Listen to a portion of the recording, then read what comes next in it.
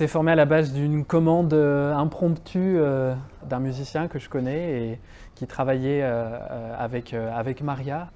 Et puis ils ont eu besoin en fait d'un musicien en remplacement pour un spectacle, un peu à la dernière minute. Et donc j'étais son élève de guitare, et à l'époque aussi je faisais un peu de oud, tout ça, donc il y en avait besoin pour le conte qui était joué dans ce spectacle. Et donc voilà, c'est parti de ça, c'est-à-dire d'une demande de musicien à musicien. Et puis j'ai fait la rencontre de Maria, et une grande histoire aussi s'est développée, que ce soit humaine, que ce soit musicale aussi. Il y a tout de suite eu quelque chose d'évident quoi, dans le fait de travailler ensemble. Et maintenant, ça fait plusieurs années qu'on essaye de faire, comment dire, faire grandir le projet et puis aussi d'apporter chacun des choses qui nous sont propres au travers des spectacles qu'on fait avec le duo.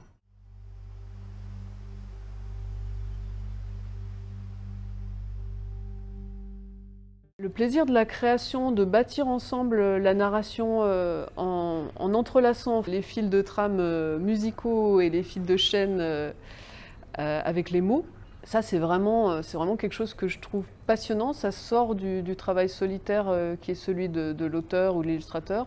Et puis ensuite il y a le moment où tout ça prend une autre forme lorsqu'on est en scène et lorsqu'on s'adresse au public. Et c'est vraiment un ressenti différent à chaque occasion, selon le lieu où on le compte, selon qu'on est à l'intérieur, à l'extérieur, selon bien sûr le vécu du moment pour chacun, et puis selon l'appétit des spectateurs, parce qu'à chaque fois c'est différent. Et on va en reparler avec Jack, et tout ça est en mouvement perpétuel en fait, avec l'intention que ce soit le plus guérisseur possible, que ça procure le plus de bien à toutes les personnes présentes, aussi bien le public que les organisateurs, que nous-mêmes. Et c'est comme si on se rechargeait nous-mêmes grâce à la force de ce qu'on transmet. Parfois, on va avoir des envies de raconter quelque chose à un moment donné, et on essaye de faire grandir ça au travers d'histoires, de contes. Je dirais que ça s'est toujours fait un peu naturellement, d'un coup se retrouver sur une esthétique ou une période historique, se dire tiens, on travaillerait bien là-dessus, et ça fonctionne. Parce que dans la manière dont on fonctionne avec Maria, c'est qu'on a une trame, hein, forcément, tout n'est pas une improvisation, on a des moments de rencontre, que ce soit souvent d'ailleurs des chants, mais il y a une grande part aussi d'improvisation, et ça, moi, ça me tient à cœur, parce que c'est vraiment le seul projet là pour l'instant dans lequel j'ai la chance de pouvoir le faire.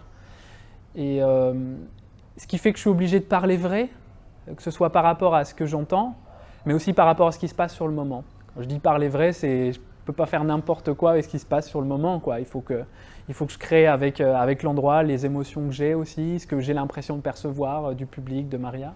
Donc ça un certain langage musical et un art de cet exercice à pouvoir improviser. Je pense qu'il y a des choses à faire ressentir au public dans cet exercice-là.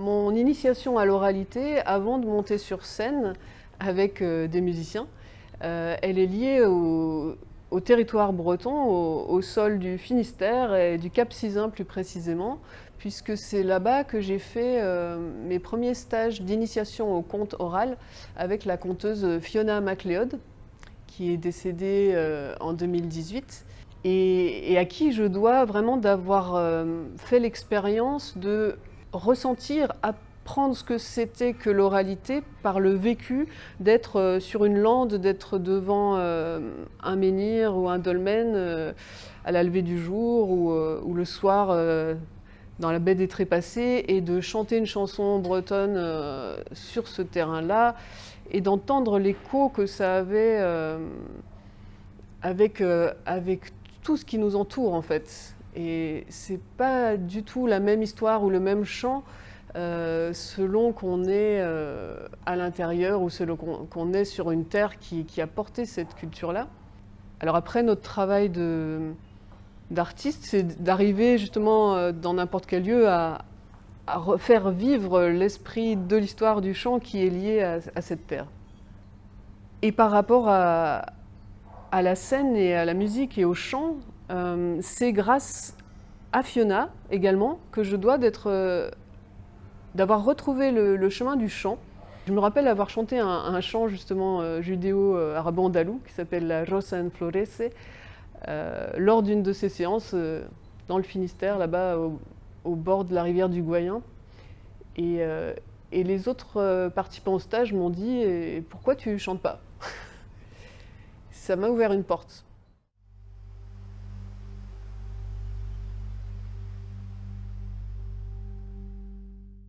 Moi, j'ai envie de transmettre d'abord le langage musical, celui que j'utilise tout le temps. L'idée, c'est aussi de pouvoir transmettre ce qui est... Alors, c'est pas moi qui parle, mais pour autant, je pense que j'y participe aussi. Pouvoir transmettre de ce qu'est le conte, ce qu'est l'oralité, ce qui est la transmission orale aussi. Donc là, ici, il y a du texte, mais il y a aussi de la musique, comme je le disais.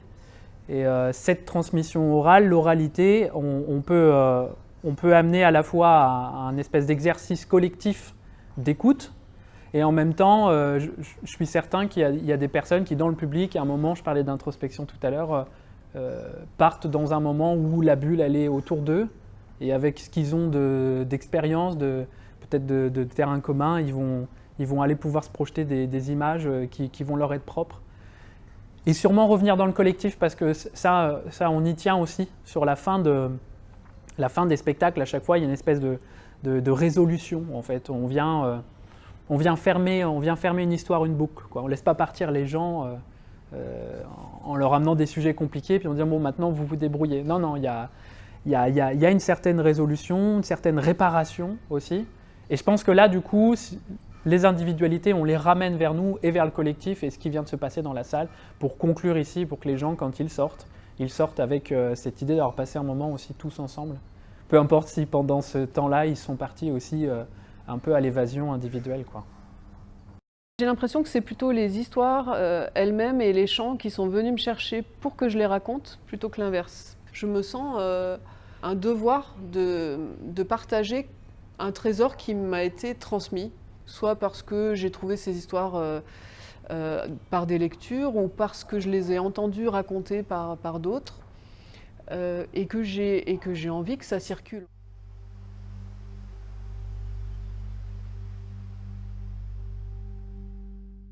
Ouais, elles sont diverses, les influences musicales, et elles sont très riches, que ce soit du côté de Maria ou que ce soit de mon côté. On a quand même des points de capitons à des moments donnés sur la culture arabo-andalouse. On s'est retrouvés sur ce répertoire parce qu'il nous était cher à tous les deux, on était attirés. Et puis il y a le côté Amérique latine, et puis pour ma part aussi le côté Europe du Nord avec les pays scandinaves. Et puis tout ça, on mélange un peu entre deux, on peut très vite tomber sur des influences celtiques.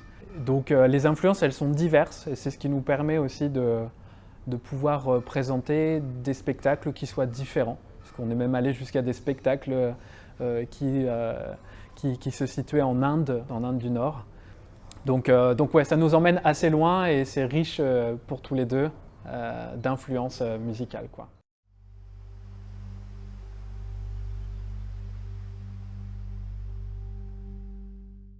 Pour nous, c'est un moment de rassemblement, donc j'ai envie de dire au plus grand nombre. On tient tous les deux beaucoup au fait que ça puisse rassembler à la fois des générations différentes, des personnes avec des arrière-plans culturels différents, et que chacun puisse y puiser quelque chose qui lui parle au cœur, quoi, au cœur, à l'âme.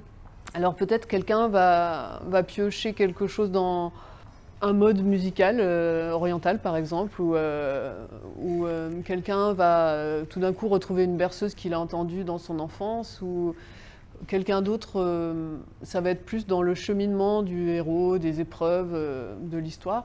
Et aussi dans ce fait de pouvoir être ensemble dans un lieu à recevoir un bain de sons et de rêves. Juste ça, être bien ensemble, à se laisser bercer. Et ça peut être une écoute un peu flottante dans le conte, dans le chant, mais on aura tous voyagé ensemble quand même. À tout le monde, à tout le monde qui veut bien passer une heure d'introspection, je dirais.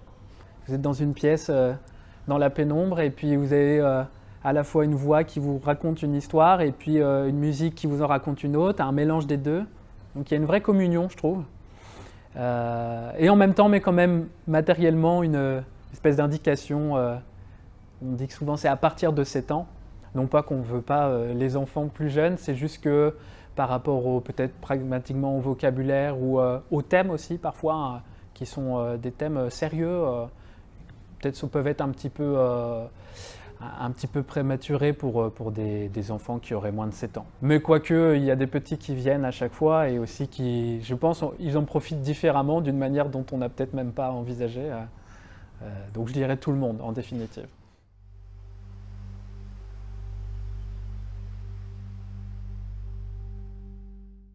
Donc il y a ce projet de refaire, voilà, de retravailler avec l'audio parce que ça a été vraiment très enrichissant pour chacun. Celui de l'aveugle à la voix d'or a été réalisé entièrement par Jack de Almeida Fourré en version home studio. Et c'est un travail considérable qui représente plusieurs casquettes, plusieurs métiers en fait. Et alors pour les histoires, il me vient en particulier l'envie de retravailler une variante de Barbe Bleue que j'ai intitulée L'oiseau merveille et le maître sorcier, donc avec des chants peut-être norvégiens, suédois, à voir peut-être avec l'intervention de l'instrument qui s'appelle le nickel harpa.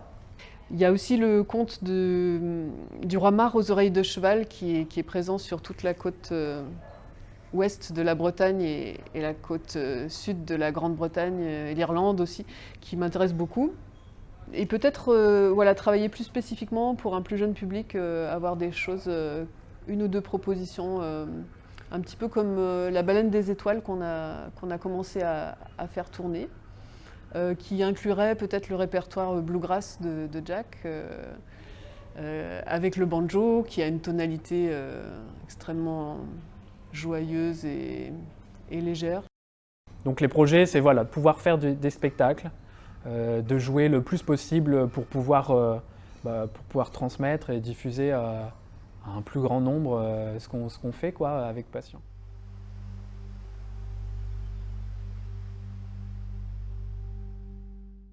C'est un forum de rencontres au sein des chants libres, ce qui n'est pas rien, chant libre, lorsqu'on est conteur et chanteur. Il a d'abord à voir avec la terre bretonne, en fait. La terre bretonne qui m'a accueillie, que j'ai choisie. Et il a à voir aussi avec les histoires que je travaille au sein de Calmédase et en dehors, puisque j'ai d'abord été illustratrice et auteure de livres jeunesse. Les histoires m'ont amenée ici parce que j'ai aussi eu une commande par Gwenaëlle Neveu, qui est médiatrice culturelle ici au musée, en parallèle de l'exposition qui s'appelait Magie et sorcellerie, j'y crois pas, en 2017-2018. La commande était donc de venir jouer 4 spectacles avec le duo que j'avais alors, qui s'appelait Essie Duo. Parce que c'est la région dans laquelle j'habite. Et puis c'est la région dans laquelle aussi on joue souvent avec le duo Calmédase. C'est un endroit qui, moi, en tant que musicien, culturellement, me fait vivre, m'attire beaucoup. Et donc, c'était pour nous aussi l'occasion de pouvoir être un peu au centre, dans un centre culturel, un des nombreux centres culturels de Bretagne, qui est le musée de Bretagne. Donc c'est surtout pour ça qu'on a décidé de venir ici. C'est l'endroit d'où on part aussi à chaque fois lorsqu'on va tourner avec Calmédase.